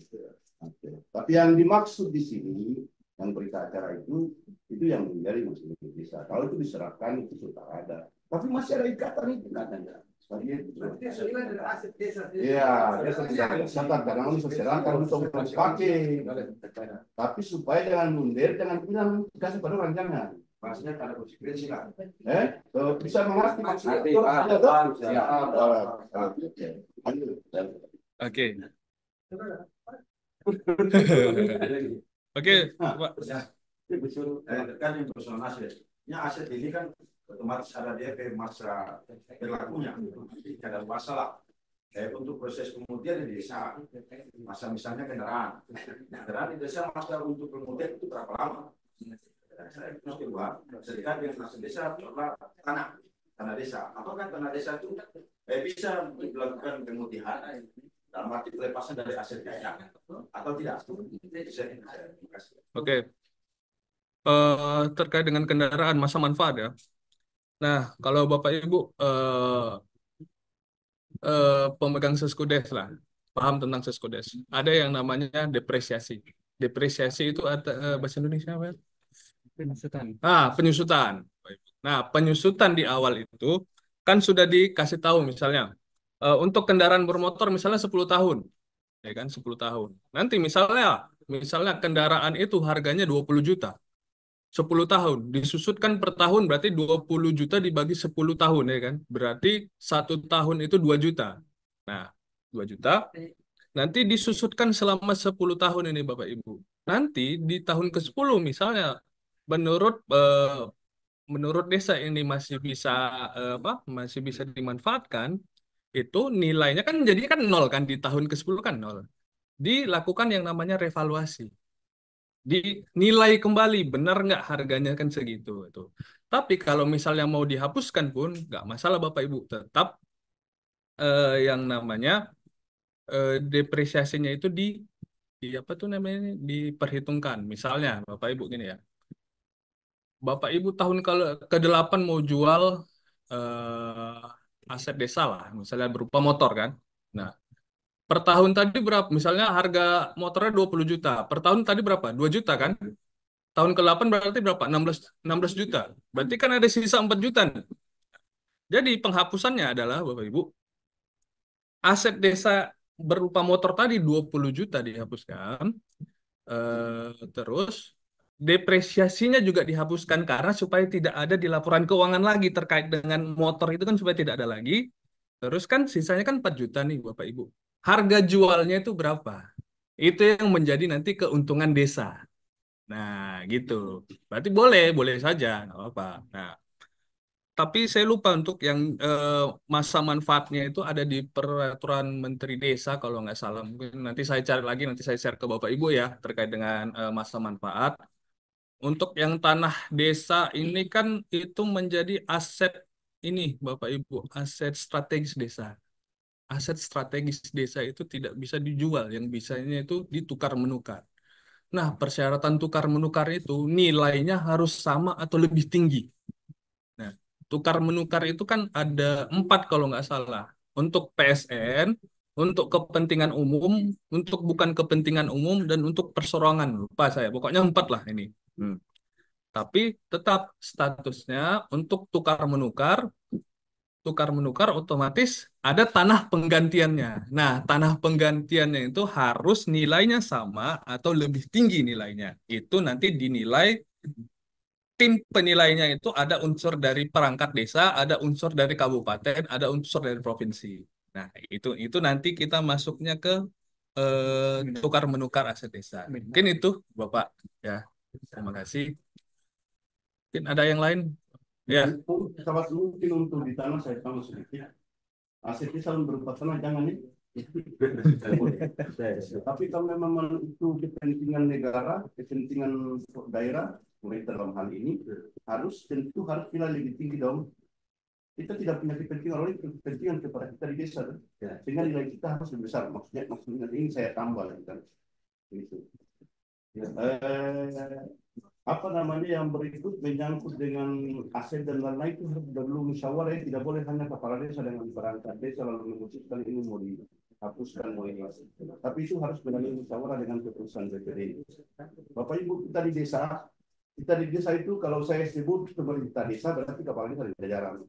Kalau saya sebut pemerintahan desa berarti termasuk BPD, gitu kan? Nah itu harus ada kesepakatan itu, musyawarah untuk kesepakatan. Disepakati untuk kemudian dibahas dan ditukar dan lain-lain. Nah, maksudnya jangan sampai kemudian saya tidak dapat saya yang sampai bilang, boleh, bagaimana tuh mbak padahal ujung-ujungnya karena karena anak, karena ipar, karena itu yang saya sebut karena itu tidak boleh. Dan kalau untuk tanah tidak boleh, terkecuali kepentingan yang lebih besar. Itu pakai jadi catatannya satu, untuk sana tidak boleh. Kalau memang itu kepentingan negara yang lebih besar boleh, tapi nilainya harus lebih besar. Karena dong butuh kotoran terada, gitu. Untuk desa terada. Yang berikut apa namanya ketika itu mau penghapusan, ketika itu mau pertukaran, ketika itu karena mungkin kepentingan yang lebih besar lagi kemudian mengubah hukum desa berpikir. Kan ada kewenangan juga yang ada di desa itu harus karena itu bisa jalan terkecuali itu musyawarah dan disepakati oleh desa. Saya ulang lagi, di desa itu ada pemerintah desa yang terdiri kepala desa dan perangkat, ada BPD, ada lembaga kemasyarakatan, ada tokoh agama dan yang paling besar di bawah masyarakat. Itu yang punya desa itu tuh. Masyarakat yang tadi yang besar di bawah itu kalau saya bikin grafik begitu yang di bawah itu masyarakat yang banyak itu kepala desa terhadap masih ada kepala desa baru, tapi kalau masyarakat terhadap kepala desa betul? Kalau terhadap masyarakat terhadap sekretaris betul? Itu jadi maksud saya mau bilang bahwa di desa itu yang punya itu banyak di desa, bukan hanya orang gitu. Itu saya harus garis bawah itu. Dan pasti bedanya di bawah ini cuma saya dengan Ibu Kadis yang ya saya pakai bahasa kasar tadi di ujung marwah ini. Tapi berarti bahasanya terkait dengan kendaraan tidak ada masa berlakunya begitu. Maksudnya untuk persoalan kasih kadaluarsanya tidak ada masa berlakunya. Tergantung dari proses harga beli. Iya, yang ada masa manfaatnya. Pak Kades, sabar saya dengan Pak Pemateri ini kasus. Makanya ini berupa pertanyaan untuk juga saya sebetulnya juga mau melangkah ke 3 desa. kepala desa. Karena tadi ada perasaan dan lain-lain, jadi juga kita membutuh semacam jawaban dari kawan-kawan tuh. Kepala desa ini kepala desa, dia saudara kepala desa dan dia bawa motor. Dia bawa motor banyak tuh. Ya. Nah, dong ini dan kamu ambil faktor perasaan dengan segala harapan itu untak lagi. Ya, si saya ke sana pun ambil pun dia marwahi pas saya di sana. Bagaimana sikap kepala desa ini? Yang tadi motor dibawa oleh mantan kepala desa. Saya kepala desa baru cuma makan hati dan saya di BPD. Saya di perangkat kan makan hati. Nah, sikap seharusnya seorang kepala desa baru. Saya sudah sampaikan supaya saya lebih yakin. Supaya tuh eksekusi ini jangan ada faktor. Yang lain-lain terakhir. Kita kan bergerak bukan berdasarkan perasaan, ya. Kita bergerak berdasarkan dokumen-dokumen yang ada. Kalau misalnya memang itu aset kita dan kita memang sudah aset itu ada berita acaranya untuk digunakan, dipinjam ya digunakan, ya tidak ada hak lagi kepala desa sebelumnya untuk menggunakan aset tersebut. Karena kan itu aset kita. Tetap harus ditarik. Itu menurut saya. Kata kuncinya harus ditarik.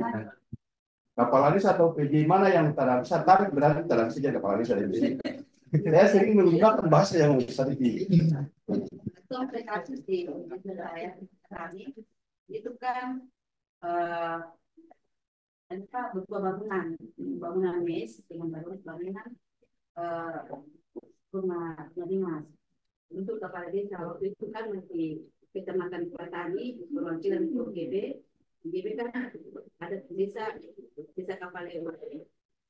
Di sana kalau itu perusahaan ada jadi perusahaan membeli rumah warga, kemudian memberikan ke pemerintah desa untuk dijadikan dinas dan SPM dan PNS begitu. Jadi ada SPM dan sana yang tinggal di situ. Tapi itu kan sudah lama sekali Pak ya. Saya juga baru beberapa bulan di BNPT. Rumah dinas itu ditempati oleh kepala desa, tapi dia sudah tidak keluar lagi sampai beranak cucu dan jadi bagaimana ya? Sementara dasar hukumnya bahwa itu milik desa, saya sendiri masih mencari supaya bisa itu kan harus desa. Supaya kita bisa kembalikan ke desa, itu kira-kira tindakan saya. Nah, pertama kan kita harus cari dulu dasar kita menetapkan aset desa itu apa. Yang kedua, ini kan bukan cuma di desa seperti itu Bapak Ibu. Memang di rumah dinas ini jadi problematika oleh pemerintah daerah dan pemerintah pusat gitu. Ada yang misalnya bahkan di pemerintah pusat tuh ada. Dia sebenarnya bapak udah meninggal, tapi anaknya tetap di situ gitu kan. Nah, itu kalau misalnya Bu, kalau misalnya kita sudah dapat dasarnya bahwa itu memang punya kita, perlu namanya SP1, SP2, SP3, surat peringatan 1, surat peringatan 2, surat peringatan 3. Nah, ketika sudah surat peringatan 3, mau tidak mau harus kita tarik. Ya kan? Karena akan digunakan untuk kepentingan desa gitu Bu. Tapi tetap dasar kita harus kuat karena ini kan berkaitan dengan hukum nanti. Jangan sampai saya tidak mau ada tuntutan hukum di kemudian hari gitu. Itu yang menjadi Tapi juga buat kami saya lupa tahun berapa itu kan ada corona. Jadi rata-rata masyarakat itu disertifikatkan. Saya khawatirnya jangan sampai rumah yang mereka tempati itu juga mereka sertifikatkan. Nah, itu yang saya bilang tadi. Dasarnya kita dulu kita nih. Kalau misalnya situ sudah disertifikatkan, ya udahlah, leong lah kalau orang Medan bilang Bu. Udah nggak bisa kita ngapain kan? Nah, sudah lepas. Tapi kalau misalnya belum disertifikatkan, makanya kita lihat dulu sertifikatnya atas nama siapa. Kita cek dulu bisa ke Kantah atau misalnya ke pemerintahan gitu kan. Kita lihat kalau misalnya statusnya belum disertifikatkan dan kita punya dasar bahwa itu memang punya milik kita ya kita harus bergerak lebih cepat gitu kan. Mungkin itu Bu, ya. Mungkin gimana Bapak Ibu? Oh ya, Pak, silakan.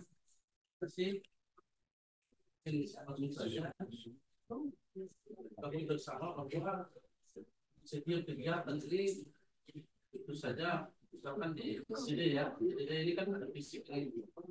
Dalam fisik ini ada pembelajaran ini. Apakah yang saya simpel saja, apakah terkait slow, pacul, argo masuk dalam aset atau tidak ini? Karena ini artinya dia satu rapin. Ya. Mungkin itu saja. Oke.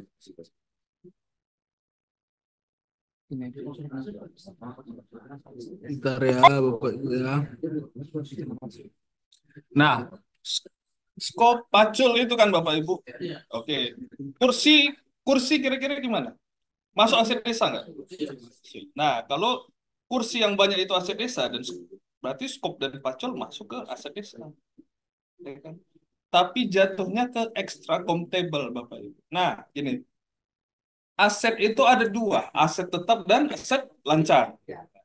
Aset tetap itu perlu yang namanya disusutkan. Nah, tapi kan aset berupa kursi, berupa skop kan tidak perlu disusutkan karena tidak ada masa manfaatnya panjang kan, dan sangat apa ya, sangat tidak efisien bagi kita untuk menyusutkannya. Itu masuk yang namanya aset extra comptable. Nilai kapitasinya lebih rendah, Bapak Ibu. Nah, biasanya itu di bawah 500.000 itu tidak perlu disusutkan. Tapi misalnya di bawah 500.000, di atas 500.000, misalnya handphone atau laptop atau proyektor, itu perlu disusutkan masa manfaatnya. Tapi untuk yang misalnya skop, pacul, angkong gitu ya, kursi, itu masuknya ke aset extra comptable, aset tetap sebenarnya kan aset lancar, aset tetap yang tidak perlu disusutkan. Itu Bapak Ibu. Oke? Bungkus ya. Oke, kita lanjut lagi ya. Masih ada beberapa materi nih soal ini. Oke.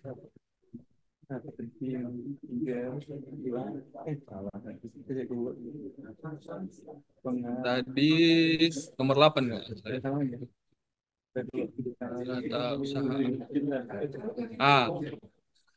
Lanjut Bapak Ibu, ada yang namanya pemindah tanganan aset desa Bapak Ibu. Nah, pemindah tanganan ini ada tukar menukar, ada penjualan. Nah, di yang baru ini di Permendagri 1 tahun 2016 masih ada yang namanya penyertaan modal pemerintah desa. Tapi di Permendagri nomor 3 tahun 2024 tidak ada lagi penyertaan modal pemerintah desa. Karena apa?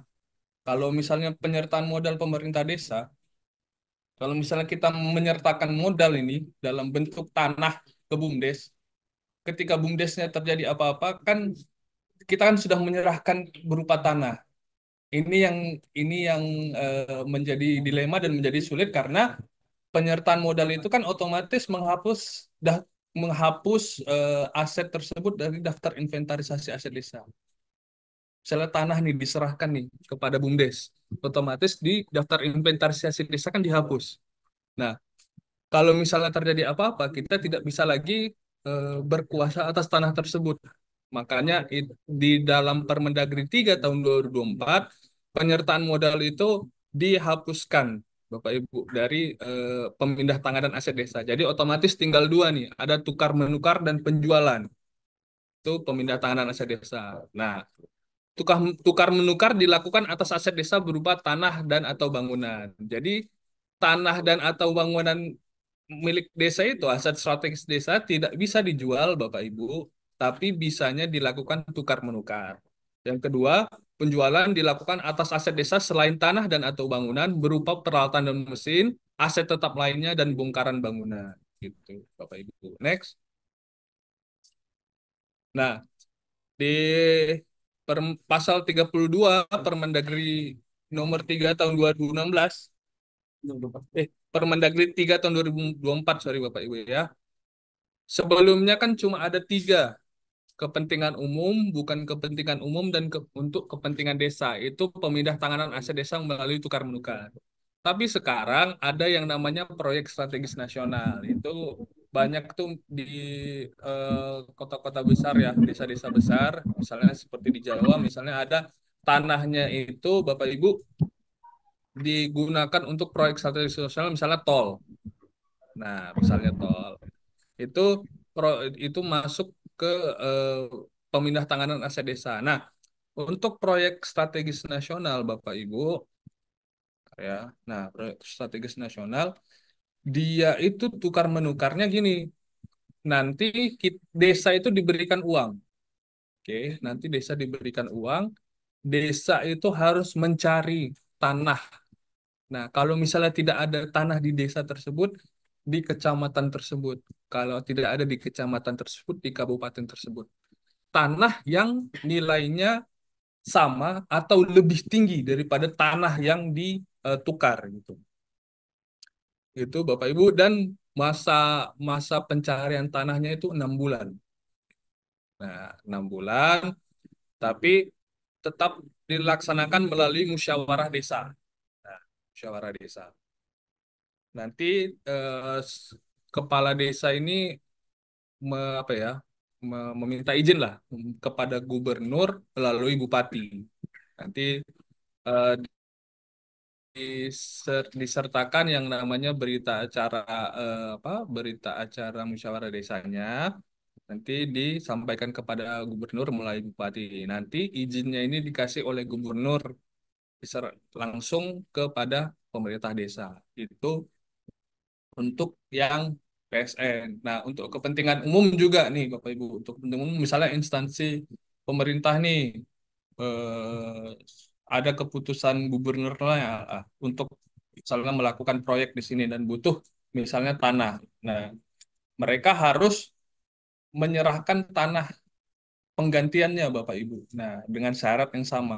Syarat yang sama, nilai tanahnya lebih besar daripada nilai tanah sebelumnya atau minimal sama, lokasinya di desa tersebut atau di kecamatan tersebut atau di kabupaten tersebut. Pencarian tanah penggantinya itu 6 bulan, dan dia itu Bapak Ibu, gimana saya bilangnya ya, tanahnya segala biayanya itu dikeluarkan oleh yang menginginkan tanah tersebut. Jadi bukan pemerintah desa lagi. Nah, untuk yang PSN ini Bapak Ibu, kan tadi saya bilang kan kita kan dikasih uang ya, bukan tanah penggantian ya kan. Nah, uangnya misalnya berlebih Bapak Ibu. Misalnya kan tanah kita harganya 500. Nah, ada eh, ada penggantian kerugian fisik, non fisik dan beban masang tunggu. Nah, misalnya kan digantinya 800. Tapi kalau misalnya kita bisa dapat harga yang 700, 100-nya ini masuk silpa. Sisa lebih penggunaan anggaran, masuk keuntungan desa. Itu ya Bapak Ibu ya. Nah, ada juga untuk bukan kepentingan umum. Nah, bukan kepentingan umum misalnya swasta gitu Bapak Ibu. Swasta misalnya mau membikin apa atau mau apa di tanah kita kan. Nah, sama seperti kepentingan umum juga, mereka harus menyerahkan tanah yang minimal harga tanahnya sama atau lebih tinggi gitu Bapak Ibu. Tapi yang berupa uang itu hanya PSN. Untuk kepentingan umum, bukan kepentingan umum dan kepentingan desa ini, tiga-tiganya harus ditukar dengan tanah gitu. Kalau yang proyek strategis nasional kan uang, tapi kita sendiri, pemerintah desa sendiri yang nyari tanahnya. Kalau misalnya kepentingan umum, bukan kepentingan umum, kepentingan desa, nanti berupa tanah, nanti tidak berupa uang lagi gitu. Jadi, tapi pencarian tanahnya nggak asal-asalan, harus dibentuk tim yang isinya juga pemerintah desa supaya eh, jangan sampai kan oke, tanahnya memang lebih tinggi, tapi misalnya tidak pas di pemerintah desa kan nggak enak kan, makanya harus sama-sama. Nah, ketika sudah dapat tanahnya, dituangkan dalam dibahas di musyawarah desa, nanti dituangkan di dalam berita acara musyawarah desa. Itu terkait dengan tukar menukar, Bapak Ibu. Penjualan aset desa dilakukan apabila tidak memiliki nilai manfaat dan atau nilai ekonomis dan mendukung penyelenggaraan pemerintah desa berupa tanaman, tumbuhan dan ternak atau ya itulah aset-aset berupa apa? Berupa Ini penjualan langsung dapat dilakukan atas aset meja, kursi, komputer, mesin tik, serta tanaman, tumbuhan, dan ternak. Penjualan lelang dilakukan atas aset seperti kendaraan bermotor, peralatan mesin. 3. Penjualan dilengkapi dengan bukti penjualan dan ditetapkan dengan keputusan Kades tentang penjualan dan hasil penjualan masuk ke dalam rekening desa. Ingat ya Bapak Ibu, masuk ke dalam rekening desa sebagai pendapatan asli desa, PADES gitu. Next. Nah, penatausahaan aset desa. Aset desa harus diinventarisir dalam buku inventaris aset desa dan diberi kodifikasi. Harus ada kodenya. Penatausahaan aset desa menggunakan aplikasi yang dikelola Kemendagri. SIPADES, Bapak Ibu. Nah, saya mau tanya nih, belum semua ya yang akses SIPADES ya? Belum semua ya. Nah, ini harusnya dari pendamping ini, Bapak Ibu. SIPADES dari Kementerian Dalam Negeri. Pelaporan aset desa disampaikan oleh kepala desa kepada bupati atau wali kota setiap semester. Jadi per semester harus disampaikan. Nah, inventarisasi aset desa dilakukan paling sedikit 1 kali dalam 5 tahun. Kode barang diatur dalam pedoman umum kodifikasi aset desa. Next. Nah, ini buku inventarisasi aset desanya, Bapak Ibu. Jadi kan ada nomor, ada kode, ada nama barang, ada NUP, ada bukti kepemilikan, tahun perolehan, ukuran, nilai, dan segala macamnya. Ini buku inventarisasi ini. Terus ada laporan aset desa. Nah, laporan aset desa ini kita mau menginventarisasi lah, Bapak Ibu. Misalnya saldo per 1 Januari, aset-aset desa kita berapa, kuantitasnya berapa, nilainya berapa. Terus selama 1 semester itu atau 1 tahun itu ada nggak penambahan atau pengurangan? Nanti saldonya di akhir semester atau di akhir tahun berapa gitu Bapak Ibu. Jadi saldo awal ditambah atau dikurangi dengan mutasi itu jadinya saldo akhir. Itu yang menjadi laporan aset desa semester atau tahun. Next.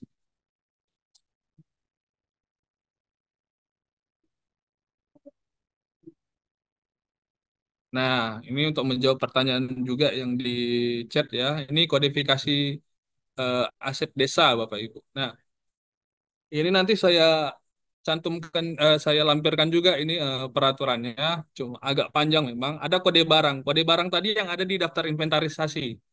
1 angka level menunjukkan kode golongan barang. 2 angka atau level kedua menunjukkan kode bidang barang. 2 angka atau level ketiga menunjukkan kode kelompok barang. 2 angka atau level keempat menunjukkan kode sub kelompok barang. Nah, ini misalnya tanah ini 1. Terus, nah ini agak susah Bapak Ibu. Coba buka yang ini. 12 di.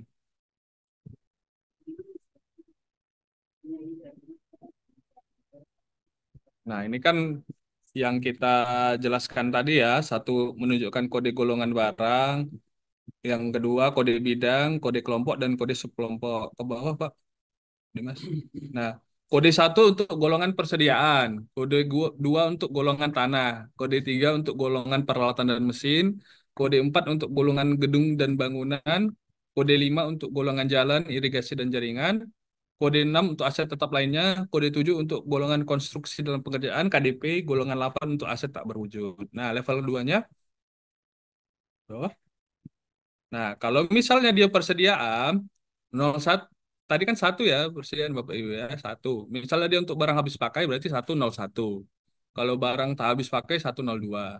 Kalau barang bekas pakai 103. Ini 04 sampai 99 ini menyesuaikan kalau misalnya ada bidang yang baru.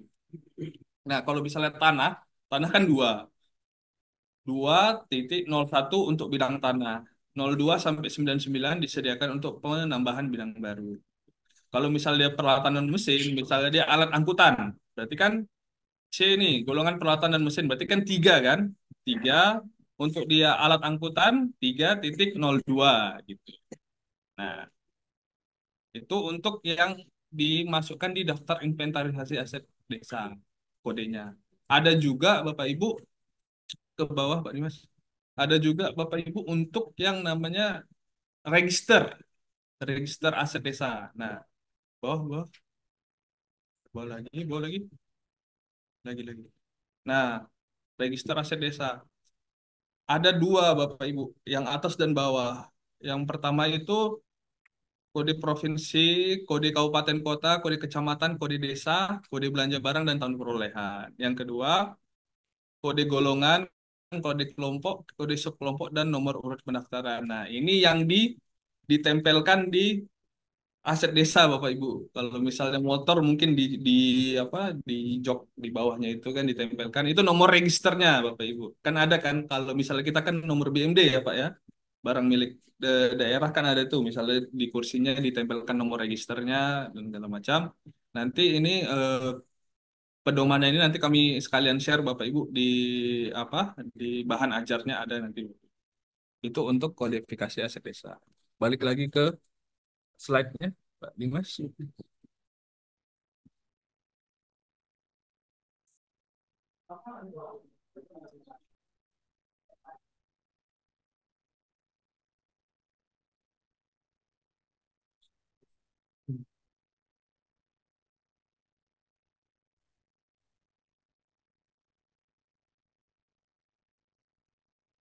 Next.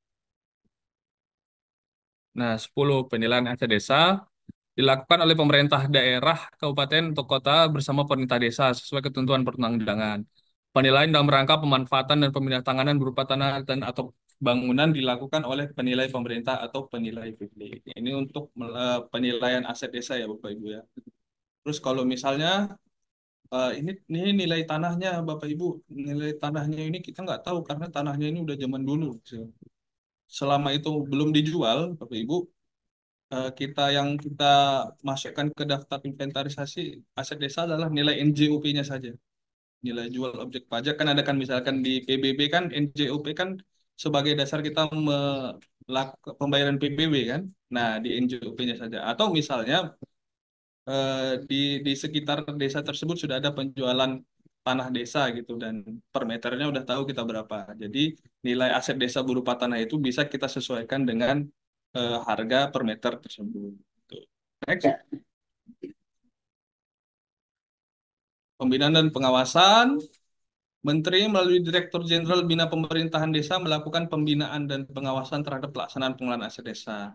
Gubernur melakukan pembinaan dan pengawasan terhadap pelaksanaan pengelolaan aset desa. Bupati atau wali kota melakukan pembinaan dan pengawasan aset desa. Jadi Menteri, Gubernur, Bupati melaksanakan pengawasan, Bapak Ibu. Nah, dalam melakukan pengawasan dan pembinaan dan pengawasan, pada ayat 3 dapat melimpahkan kepada camat. Nah, ini karena kalau di pemerintahan Bapak Ibu ada yang namanya neraca. Kita kan nggak ada yang neraca ya. Yang adanya laporan kekayaan aset desa ya. Laporan kekayaan aset desa. Nah, kalau di neraca itu kita tahu aset desa kita berapa, gitu kan aset tetap dan aset lancar. Kalau misalnya di kita cukup daftar inventarisasi aset desa saja. Next. Nah, karena isu kita Siskodes pengklasifikasian belanja pada Siskodes belum sesuai dengan pemanfaatan dan tujuan pengadaan. Perdes aset belum ada, hampir semua ya, semua bahkan belum ada perdes aset desa. Inventarisasinya belum semua aset desa itu terinventarisasi, Bapak Ibu. Pemindah tanganan dan penghapusan aset, tata caranya belum sesuai dengan ketentuan yang berlaku. Perubahan regulasi. Nah, pemerintah Kabupaten Halmahera Tengah ini sudah ada sebenarnya terkait dengan perbuk tentang aset desa. Kalau nggak salah itu sudah ada. Cuma mungkin belum menyesuaikan terkait dengan Permendagri 3 tahun 2024 karena memang masih baru Permendagrinya. Next.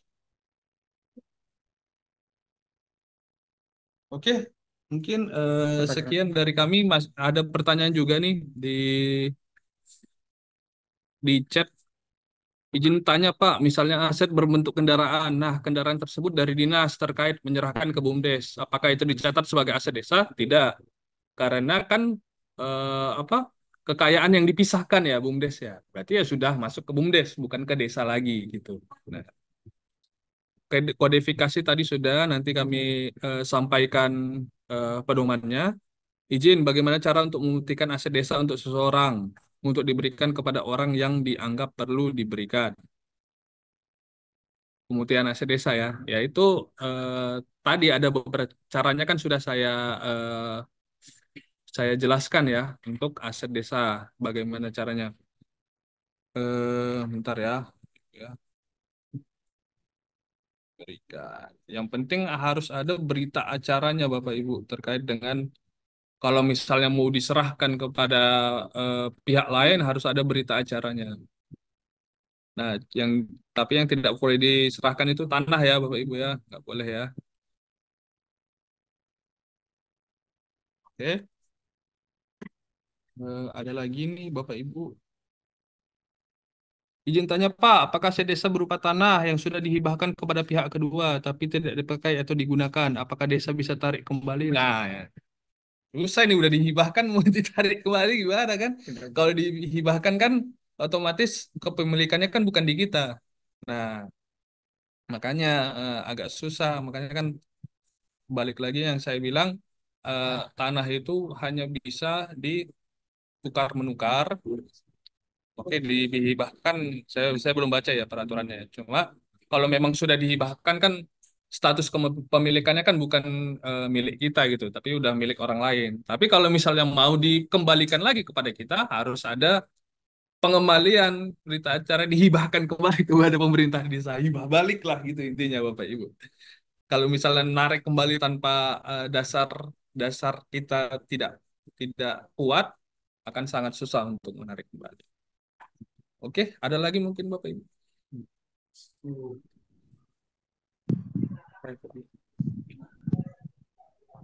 Izin tanya Pak, boleh? Pak, terkait peralatan dan mesin, contoh bantuan mesin traktor ke kelompok tani, apakah ini masuk aset desa atau milik kelompok desa, bukan lagi milik. Ada kan namanya Poktan kan?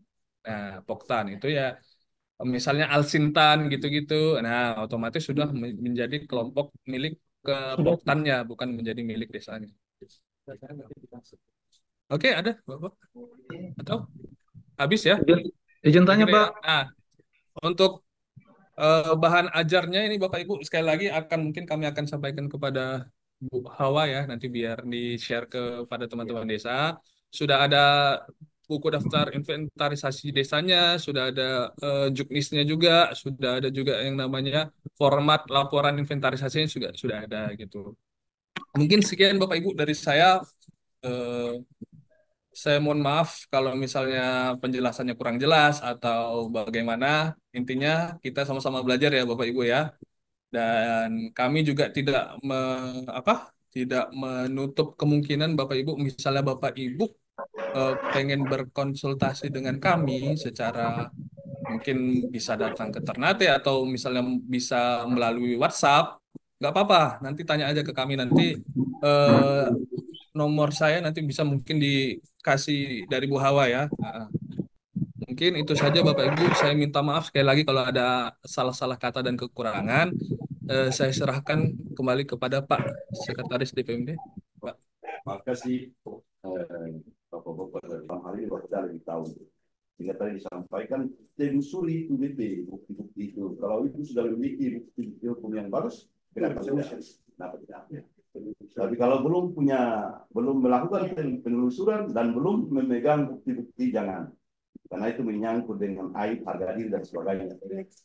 Nah, di sini rumah ini dia bilang bukan punya padahal masyarakat ini tahu sertifikat itu. Ada hal-hal yang perlu kita jaga, norma. Jaga kenapa? Karena aturan pembelian dan proses. Mungkin itu yang dapat saya sampaikan dan kalau ada jarum yang patah jangan simpan di dalam tim. Kalau ada kata yang salah jangan simpan di dalam. Ya, itu yang saya sampaikan. Kurang saya mohon maaf. Wabillahi taufiq wal hidayah. Assalamualaikum warahmatullahi wabarakatuh. Pak. Ayo, tahu bagaimana? Asap dan Terima kasih Bapak Ibu atas pelaksanaan fintech ini. Nanti kalau misalnya ada yang perlu ditanyakan nanti minta di Ibu Hawa nomor saya Bapak Ibu Eh, eh, saya dengan senang hati akan menjawab pertanyaan Bapak Ibu. Terima kasih banyak Bapak Ibu yang hadir di online ini. Ada Pak Kepala Desa, Pak PJ. Terima kasih banyak Bapak atas atas kehadirannya. Mungkin sampai bertemu di lain waktu ya Bapak Ibu ya yang hadir online ya. Terima kasih banyak waktunya. Assalamualaikum warahmatullahi wabarakatuh. Waalaikumsalam warahmatullahi wabarakatuh. Terima kasih banyak Pak ya. Oke, baik. Ya, terima kasih Pak Igor. Mohon izin, saya Pak Dade dari Wedoro, host kegiatan untuk BIMTEK kali ini. Atas nama seluruh peserta, PJ Kepala Desa dan seluruh yang hadir baik melalui virtual meeting maupun secara langsung, mengucapkan terima kasih atas penyampaian materi yang diberikan pada pagi hari ini. Terima kasih atas atensi Bapak Ibu sekalian, terima kasih rekan-rekan Kades yang ada di Pulau GB. Hari ini ada 21 partisipan yang bergabung untuk kegiatan pada pagi hari ini mulai dari Pulau GB. Mungkin yang lain belum sempat bergabung karena kendala jaringan. Untuk itu, atas nama host kegiatan pada pagi hari ini saya, Pak Dade, PJ Kepala Desa Weroro Indah, mengucapkan permohonan maaf selama fasilitasi kegiatan ini di Desa Digital.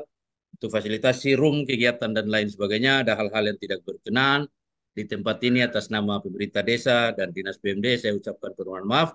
Semoga kita bisa bertemu pada kegiatan di lain waktu untuk Zoom kegiatan selanjutnya. Untuk itu kami sangat berharapkan koordinasi lanjutan dengan Pak Igor dan rekan-rekan untuk terus kami laksanakan di lain waktu. Begitu, selamat kembali ke Ternate. Semoga sehat selalu dan dilindungi oleh Allah Subhanahu wa taala. Atas nama host, saya ucapkan terima kasih. Billahi taufiq wal hidayah. Wassalamualaikum warahmatullahi wabarakatuh. Waalaikumsalam warahmatullahi wabarakatuh. Terima kasih banyak Pak ya. Pak, saya izin live ya Pak ya. Siap, siap. Ya, terima kasih banyak Bapak. Jadi maksudnya Siap, siap. Pak Kades Nusliko, Bapak Hans, monitor.